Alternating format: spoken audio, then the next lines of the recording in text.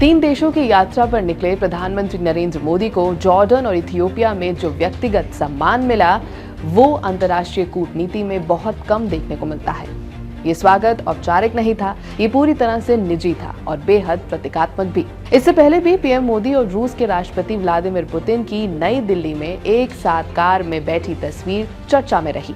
अब वही car diplomacy Jordan और इथियोपिया में भी और मजबूत होती दिख रही है।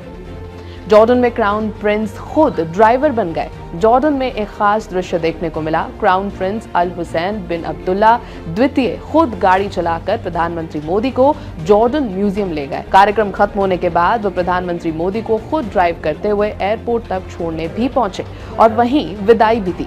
ये कोई औपचारिक प्रोटोकॉल नहीं था, ये एक निजी दोस्ती का संकेत था।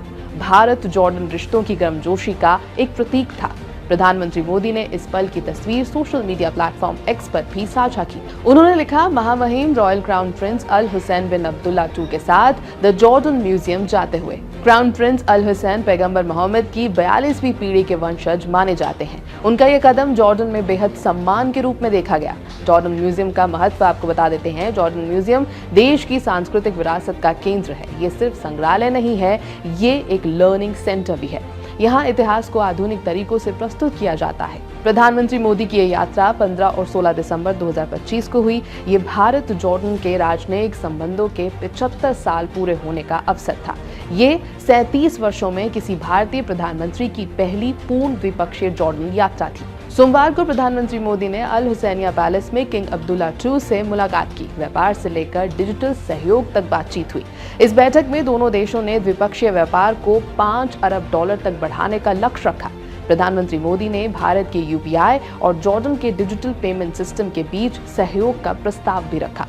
दोनों देशों के बीच कई अहम समझौते भी हुए। इनमें शामिल है संस्कृति, अक्षय ऊर्जा, जल प्रबंधन, डिजिटल पब्लिक इंफ्रास्ट्रक्चर और पेट्रो एलोरा ट्विनिंग व्यवस्था। पेट्रो और एलोरा को ट्विन सिटी बनाने का समझौता खास तौर पर चर्चा में रहा। इससे विरासत संरक्षण को बढ़ावा मिलेगा, पर्यटन को नई दिशा मिलेगी, एकेडमिक एक्सचेंज के रास्ते भी खुलेंगे। प्रधानमंत्री मोदी ने कहा कि ये नतीजे भारत जॉर्डन साझेदारी का सार्थक विस्तार हैं।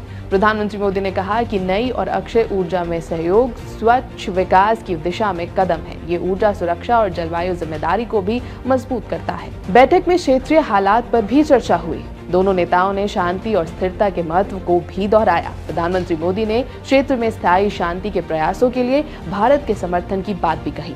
इथियोपिया में भी वही भरोसा भी दिखा।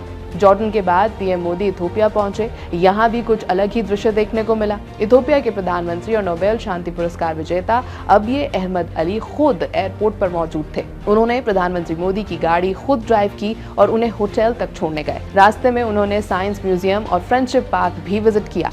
इन घटनाओं को अब कार डिप्लोमेसी कहा जा रहा है। ये औपचारिक बैठकों से अलग होती है। ये व्यक्तिगत भरोसे को दर्शाती है। हाल ही में रूस यात्रा के दौरान प्रधानमंत्री मोदी और पुतिन टोयोटा फॉर्च्यूनर में साथ सफर करते दिखे थे। ये भारतीय निर्मित गैर पश्चिमी वाहन है, जिसे मेक इन इंडिया और स्वतंत्र विदेश नीति का प्रतीक माना गया। प्रधानमंत्री मोदी का यह दौरा जॉर्डन से शुरू हुआ, इसके बाद इथियोपिया और फिर ओमान। ये तीनों देश भारत के साथ पुराने सभ्यतागत संबंध रखते हैं और मजबूत समकालीन रिश्ते भी।